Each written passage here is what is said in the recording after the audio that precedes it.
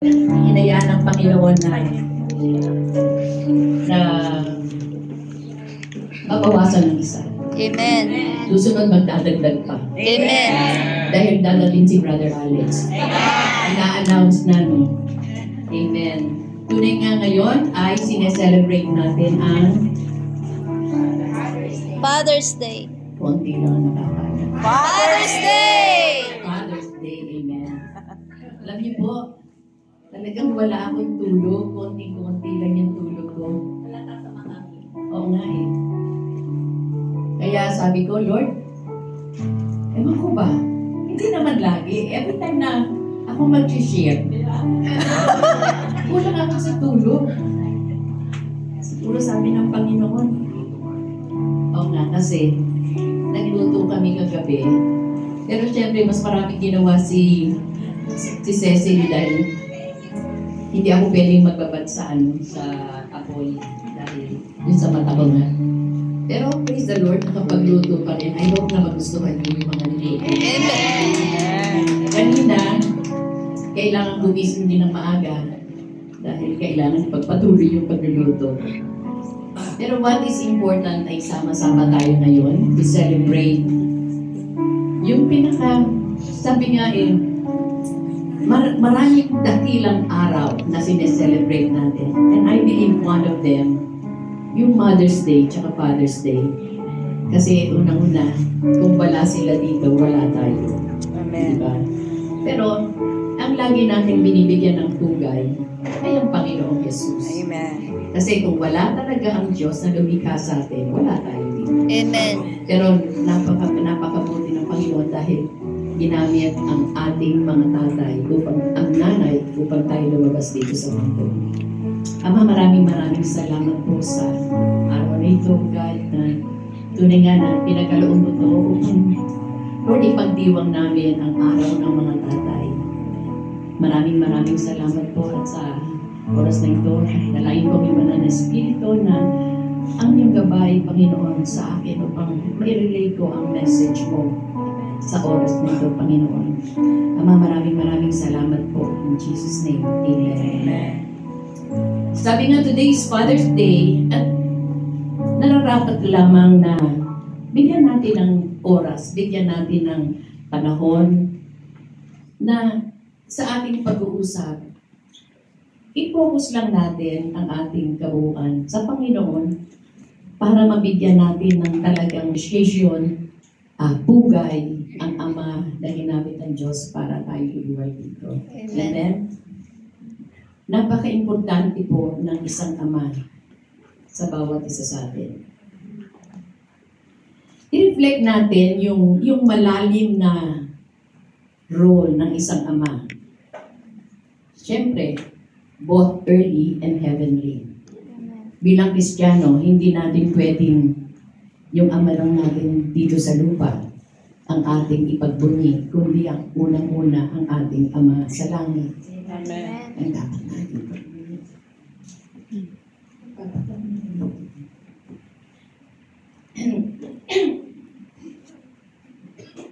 Dahil unang-una, ang ating Ama ang yung impluwensya ng Ama, siya yung nag-shape ng buhay natin dito sa lupa.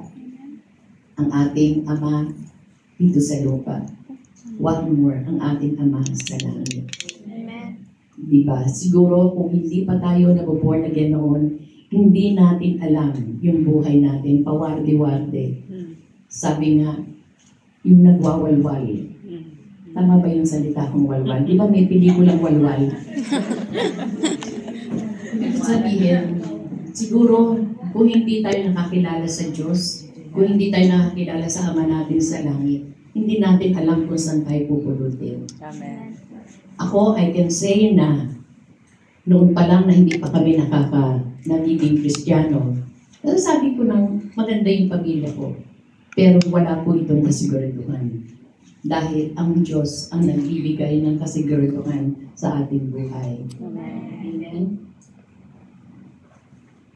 The Bible teaches us about the importance of honoring our fathers and mothers and the impact of good fathers sa bawat pamilya. Ngayon, we remember our God, our ultimate Father, who provides us, guides us, and loves us unconditionally.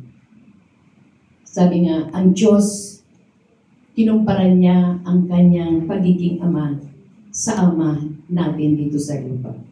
Like as a father, sabi sa Psalm 103:13, like as a father has compassion on his children, so the children has compassion on them that fear him. Alam nyo, yung wala kang tatay na kinagisnan, napakalaking sakit yun sa buhay ng isang tao. Di ba? Yung lalaki ka ng wala kang ama, na hindi mo kinagisnan ng iyong ama. It's a great hardship. Dito natin makikita ang isang ama ay napaka-importante. We are commanded to honor our fathers. Kaya minsan, kung iisipin natin na walang ginawa yung ama natin sa buhay natin, huwag tayong magalit, we should honor them. Amen. Dahil yung plano ng Panginoon na nailabas ka dito ay napakalaking pasasalamat na sa isang ama, sa ama natin na nagduwal, na ginamit ng Panginoon ay Panginoon sa ay dito sa mundo. Sa Exodus 20:12, sinabi, honor your father and your mother so that you may live long in the land the Lord your God is giving you. Sabi ko nga kanina, fathers play an essential role in their children's lives. And it's vital to appreciate their contribution. Fatherhood was one of the first jobs na binigay ng Diyos sa bawat lalaki. Sabi nga, immediately after creating Adam, sinabi niya kagad, be fruitful and multiply. And one of his primary purposes for marriage was offspring, who would fill the earth with God's praise and glory. Alam niyo po na ang sperm ng lalaki, ito po ay ginagamit for conception at ito din po ang umpisa na magkakaroon ng bata. Siyempre, hindi lamang sa pagmagitan ng sperm ng lalaki, kung hindi sa kasama din yung egg ng babae. Amen. Some men who wants to be sperm can make a child, but it takes a real man to be a father. Some men who wants to be a good father, yes, marami pa rin mga tatay ang gusto maging mabuting ama. Pero kung konti lang ang pagkakaintindi nila sa ating Diyos, hindi nila malalaman. Hindi sila magiging successful bilang mabuting ama. Amen. Kaya merong dito akong isi-share yung mga characteristic ng isang godly father. A godly father knows God. Hindi mo naman pwedeng sabihin na godly siya kung hindi nakilala ang Diyos. Diba? It should go without stating, but many men want their children to have a relationship with God. Pero siya mismo, walang relasyon sa Diyos. Ang ginagawa niya, pinababayaan niya na lang ang kanyang asawang babae na magdala sa church. At inaasahan niya na lang ang mga preachers, ang mga pastors na mag-instill ng good values sa kanilang mga anak. Pero ang mga bata, ang ginomodel nila, yung nakikita nila. Di ba? Agree pa kayo doon? Amen. Praise the Lord. If that does not consider God na importante ang Diyos sa buhay ng isang tao, wala mangyayari. Di ba? Laging failures ang mangyayari sa buhay ng isang ama. So godly fatherhood begins within the heart of man. At dapat i-consider niya yung relasyon niya sa ating Diyos na isa sa mga pinaka-importanting bagay sa bawat buhay ng isang tao, especially sa isang ama ng tahanan. Kaya sabi ko nga, number 1 is a godly father knows God. Number 2, tahimik nyo. A godly father loves and honors his wife. Diba? Honor.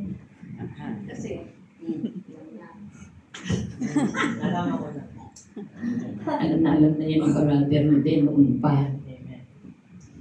Kaya sabi nga, a godly father loves and honors his wife. Makikita po natin to sa Ephesians 5:21. Sabi dito, husbands, love your wives, just as Christ also loved the church and gave himself for her. Yeah. Sabi nga po, the best gift na maibibigay ng isang ama sa kanyang anak ay yung mahalin ng kanyang asawa. Amen. Di po ba? When children grow up, pag lumalaki ang mga bata, nakikita nila na ang tatay at nanay nila ay laging nag-aaway. Parang ang hirap.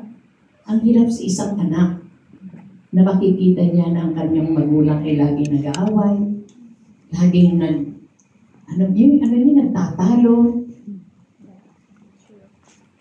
hanggang gabi, hanggang umaga.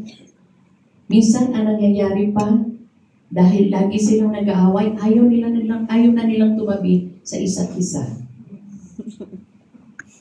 Meron po akong kakilalang ganun eh. Ako tabihan ko. Ang hirap, parang pa, di ba, na nagsasama kayo. Amen.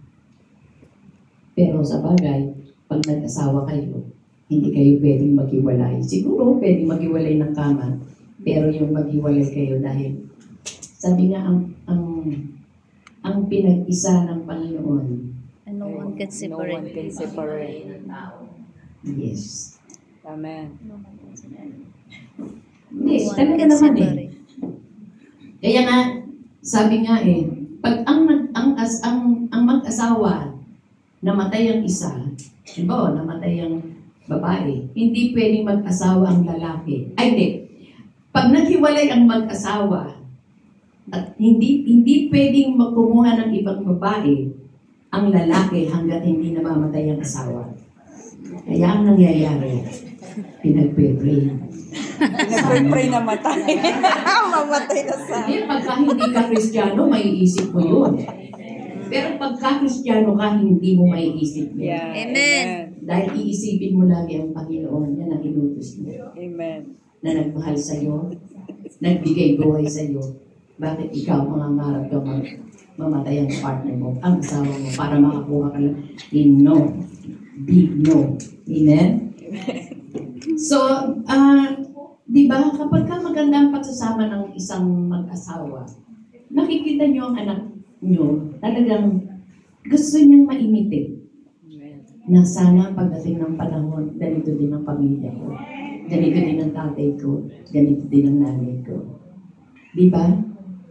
Kaya dapat, minsan kasi, hindi natin minsan sabihin na si lalaki ang mali, si babae ang mali. Kaya dapat sa isang mag-asawa, ang sentro ang Diyos, ang Panginoon. Para laging in harmony, in unity ang pagsasamahan niyo. Di ba? Ako nga eh, sa bagay, nung hindi pa kami Kristiyano, mabait na si Tito Morgan yun, tsaka sweet na rin. Ay, sweet. Hindi na rin. Di ba? Pero pag naging Kristiyano ba kayo, lalo, sabi nga, kulang na nga yung, baka magkaroon daw ng langgam sa kaswitan. Hindi, talagang nakikita ko. Si Brother Andrew at saka Sister Aning eh. Sweet na sweet. Diba? Nilalanggam na.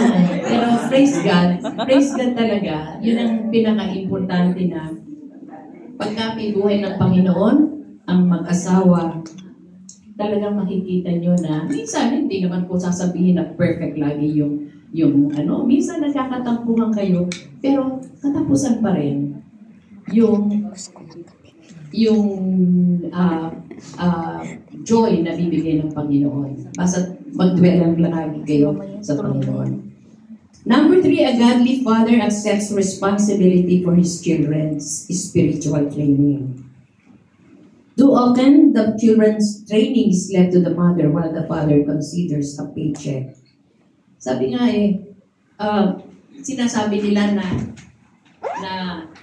di bale, lalaki naman na nagpo-provide eh. Pabiyaan nyo na yung nanay yung kumilos lahat, mag-guide sa kanya. No. While providing financially for a family is an important responsibility for fathers, it's also a important responsibility na ikaw ang mag-guide sa iyong anak. While he may delegate much of the day-to-day teachings to his wife, a godly father still bears responsibility.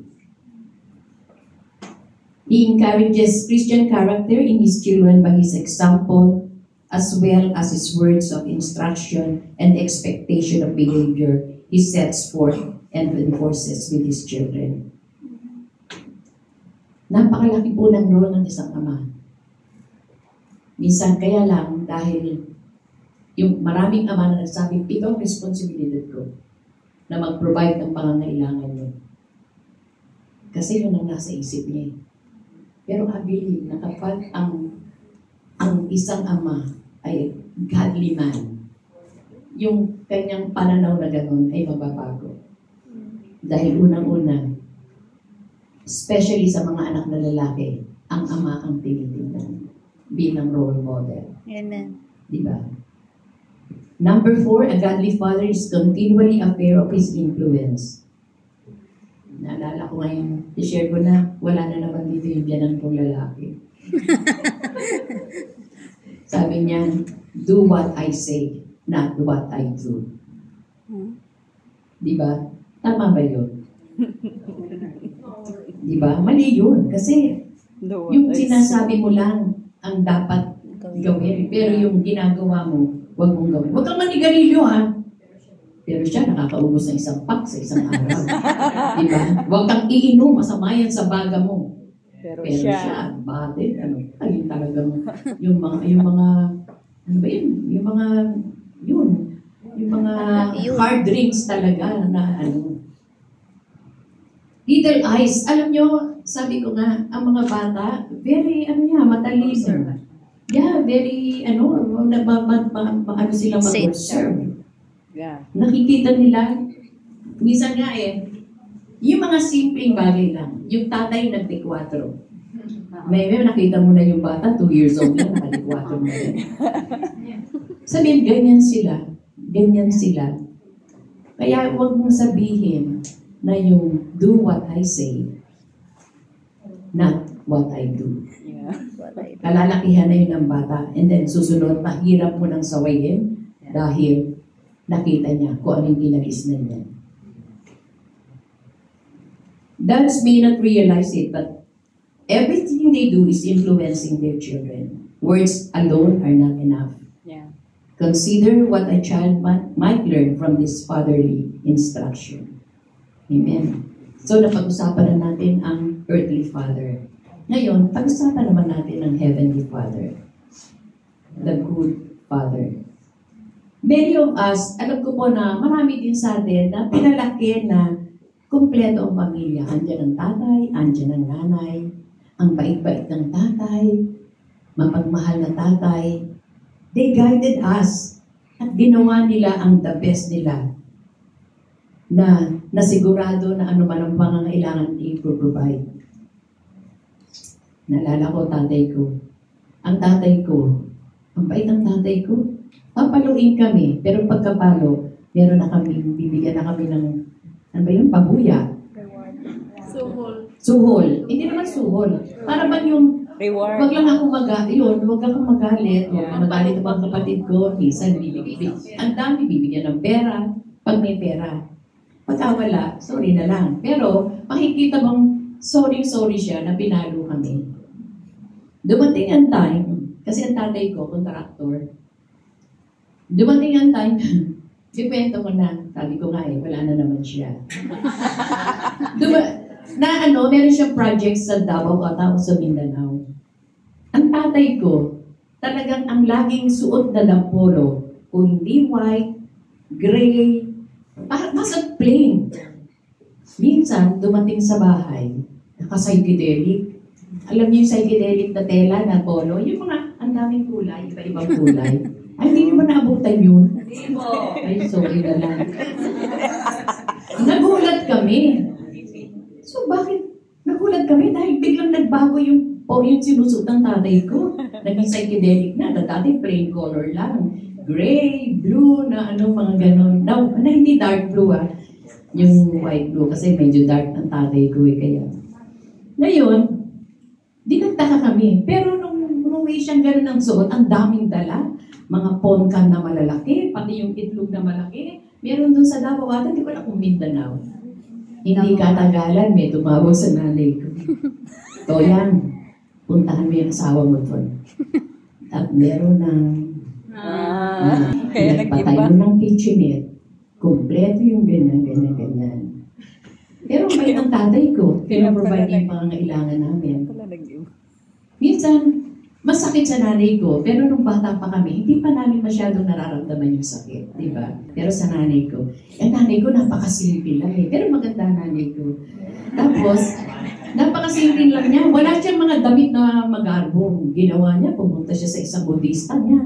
Nagpagawa ng mga damit. Kasama niya yung isang kapatid ko. Yung kapatid ko na matapang din. Pagpunta nila doon, tamang-tama ang tatay ko nasa kantin. Yung pinagpatayo niya ng kitchenette. Ngayon, may driver ng tatay ko dun Sabi ng kapatid ko, medyo matapang yun. Ipag-drive mo ako dun sa dun nga sa kitchenette. Sabi na, Tay, paborito nyo to, anong order nyo? Ganun na. Hindi na makakibo ang tatay ko. Talagang lahat ng mga gamit niya doon na importante, pinaparko na sa Manila, ganun. Pero hindi iniwanan ng tatay ko. Minsan nga nung may project siya sa Baguio, natutulog kami, nagising ako, may tinatawag yung ibang pangalan. Pinakwento ko na, wala na naman siya. Ang ibig sabihin, minsan, may ginagawang hindi magandang ama mo, pero huwag mong isipin na, huwag mong mahalin. Diba? Ama mo pa rin siya. Kaya nasabi ko, Dad, Tay, ano yung tinatawag yung pangalan kanina? Gunanon ako. Sabi ko, ako gumising sa iyo, dinig na dinig ko yung pangalan Kaya noon, hindi ako magugulat na may bigla na lang dumating sa aming bata na kapatid na namin. Pero praise God, wala. Wala, praise the Lord. Pero hindi natin alam. Ayun, sabi nga, kahit anong bait ang tatay mo, ang tao, sabi nga, wala pang nakaka-reach ng yung pinaka-perfection, yung perfect ba. Yeah. But hindi natin tayo bilang Kristiyano, hindi natin pwede maging excuse na magkakamali tayo tapos sabihin natin, bakit? Sino bang perfecto? Di ba? Karamihan sa ganun. But God wants us to be perfect because our God in heaven is perfect.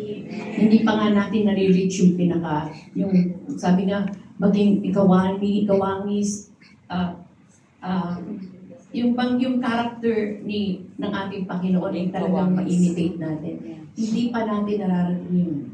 But God is changing us from glory to glory hanggang sa kanyang pagdating ay talagang yung sinasabi niyang be perfect for our God in heaven is perfect ay maging buhay. Amen. Okay pa ba po tayo? Amen! Sandali, titignan ko lang kung anong oras na. Sabi ko nga,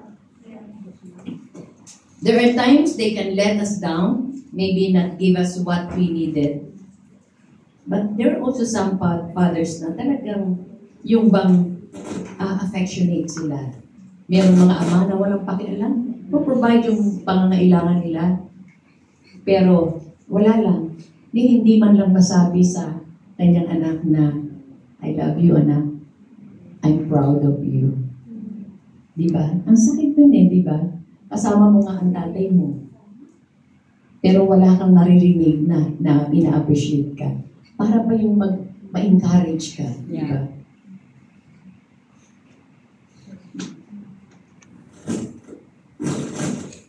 Sabi nga, ang ama, kinokorek ka. Gusto nila na makasigurado sila na nasa right path ka. Pero, paano mo magagawa ng isang anak yun? Puro ka na lang ganito. Dapat ganito ka. Dapat ganyan ka. Pero wala man lang nakita sa iyo na yung bang lalambingin mo yung anak mo. Kailangan nyo ng isang anak. Di ba? Amen. Meron na isang istorya ng isang binatilyo na ang tatay niya nag-struggle sa alcohol. Actually, yung tatay niya, he was a good man. At masayang kasama. Pero ang nangyari, naging addict siya sa alak. Praise the Lord. Tapos, ilang beses na pinoprotektahan niya ang nanay niya dahil binubugbog, sinasaktan ng tatay niya. Dahil especially pagkalasing. Kaya nag-umpisa siya. He was starting to become angry and bitter.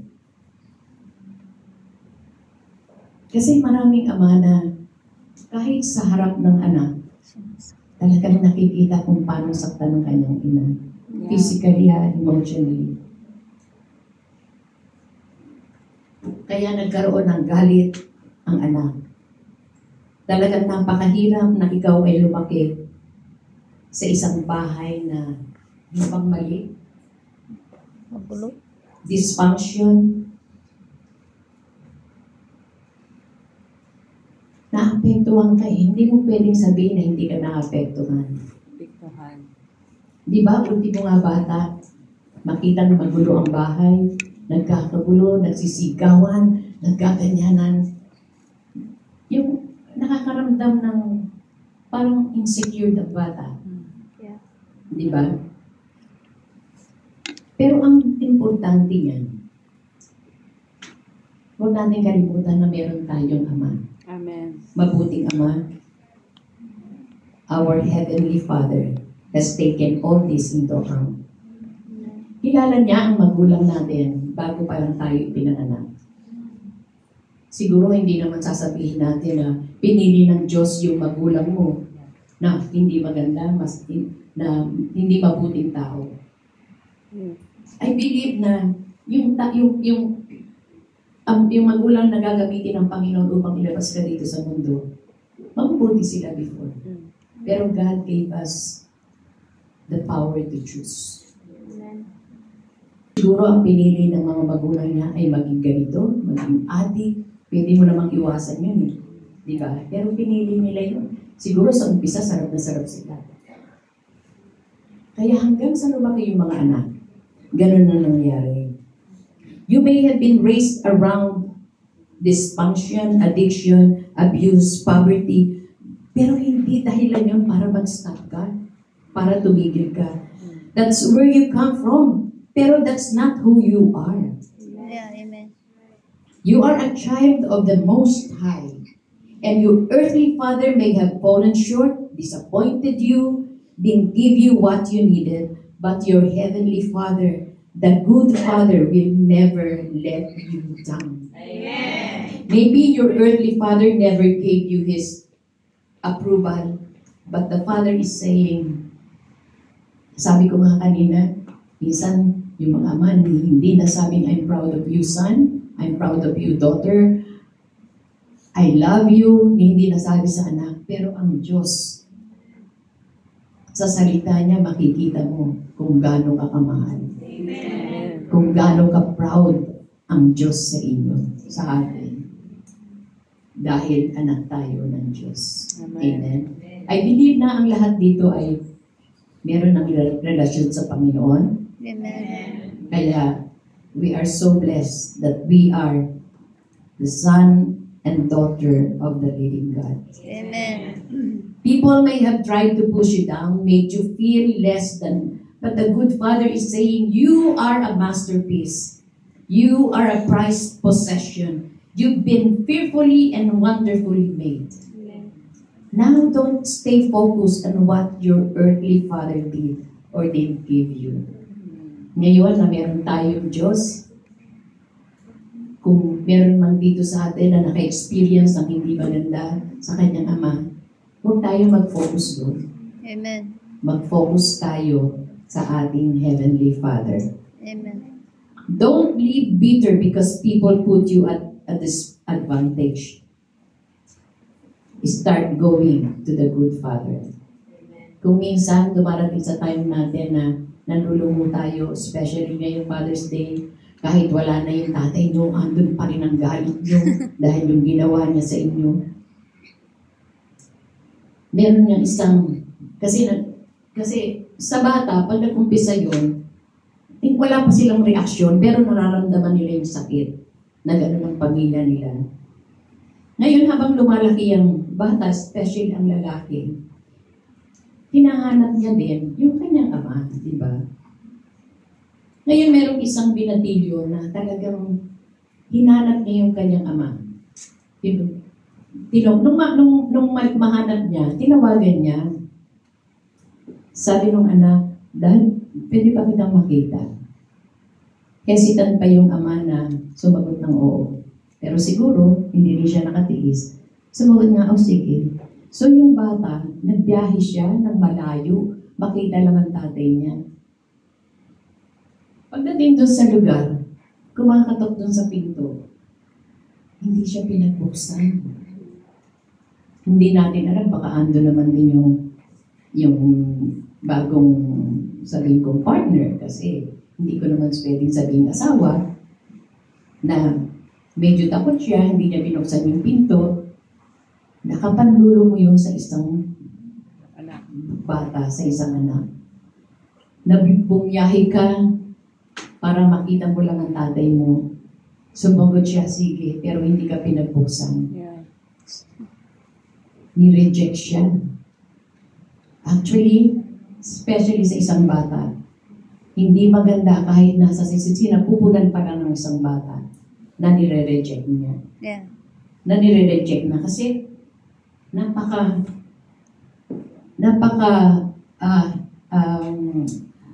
paano ko bang sasabihin na yung spirit of rejection ay napakasakit nun sa isang bata. Yes. Dala-dala na yun Amen. hanggang lumaki siya. Unless na talagang makakilala siya sa Panginoon, makita niya, ma-realize niya, our God is Father. We are fatherless. Amen. Amen. Fatherless. Yeah. Sabi nga sa Psalm 68, God will be a father to the fatherless. God sees when you don't have someone watching after you. He sees when you've been put in an unfair situation where you didn't have a choice. Pinanganak ka nung ganun eh, di ba? And you may have so many reasons to live negative, bitter. Hindi fair to. God has taken into account everything you didn't get. Every bad breath,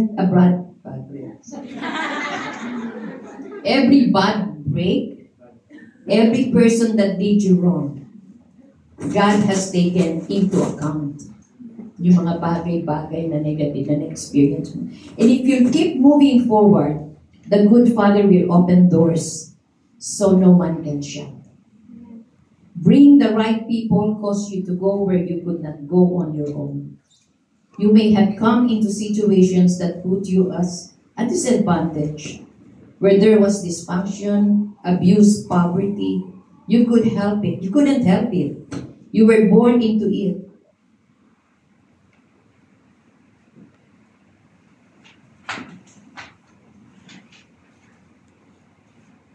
Now,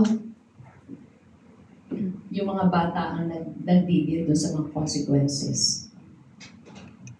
Stay encouraged. The good Father sees what's happening.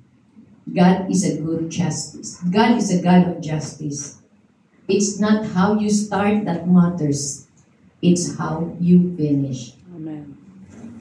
And the odds may be against you, but the Most High God is for you. Amen. You may have had a rough start. The odds are against you. The good Father sees what's happening. He knows what you did get. He knows who wasn't there for you.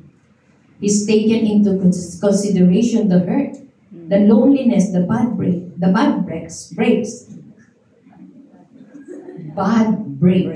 Amen. He has a plan not to just bring you out, but to bring you out better. Amen. Now, don't live with a victim mentality. Don't give up on your dreams. Yeah. There may be some dysfunction in your past. Sino bang accepted dito? Sino ba yung naging smooth ang buhay? Wala, di ba? Pero, nakita naman natin ang ating Diyos na hindi tayo iniwanan magpakailanman. Amen. But the good Father has amazing things in your future. And I believe and declare, bring greatness out of greatness. Amen? Bring greatness out of greatness. Amen? Amen. Bring greatness out of a greatness. Tingnan po natin, di ba yun? Maraming mang dumating sa ating buhay na hindi maganda. Dadali ng Panginoon tayo dun sa talagang yun. Like the Israelites, He's going to bring down walls easier than you thought. He's going to be a father to the fatherless and take you to the fullness of your destiny. Amen.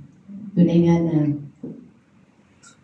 sabi nga, natutuwa ako nung last Wednesday, nag-Bible study kami. May mga nag-join ng via Zoom at merong isang kapatiran doon na I hope naman kung nanonood man siya ngayon ng live, hindi para sa glory ng Panginoon. Pero I didn't ask permission from her. Pero I believe this is a great testimony na binigay niya ng nakaraan dahil nung parang naging siya, yung hiwalay ang nanay at tatay niya. Pero sabi niya, nakaramdam siya noon ng spirit of rejection. Inabandon siya. Natutuwa ako dahil yung nangyari sa buhay niya, dahil kung yung nangyari gano'n sa buhay niya, kahit dalaga siya, may posibilidad na magwalwal siya, magwala siya, gumawa siya ng mga bagay-bagay na hindi maganda. Pero ang nangyari sa kanya, iyak nga siya ng iyak eh. Sabi niya, praise God at napasama siya sa isang gawain ng Panginoon. Amen. Talagang yung nararamdaman niya nung parang inabandon siya, nireject siya. Ngayon, nawala na yun, yung mga espiritong bumabagabag sa kanya. Praise God. At may mga nag-provide ng Panginoon na mga taong nakapalibot sa kanya na hindi siya pinabayaan. Kasi kung bata yun na talagang lumaki, at praise God, yung mga taong nakapaligid sa kanya, nakita mo, may mga pananampalataya sa Panginoon. Kaya siya nadala siya sa isang gawain. Kaya natutuwa ako, nothing is impossible kay Lord. At sinabi nga, siya ang tutuong ama sa mga walang ama. Amen. Amen. Kaya sa lahat ng fathers na nandito ngayon, Happy Father's Day. And God bless you. Praise God. At hindi natuloy ang bagyo, kaya kumpleto ang mga tatay ngayon. 3 sila. Amen. So, bigyan po natin ng isang matunog na palakpak ng mga ama na nandito ngayon. Na nakikita natin, umulan man at umaraw, andito sila at nagpupuri sa Panginoon at talagang ang focus nila ay ang Panginoon. Amen. To God be all the glory. Amen.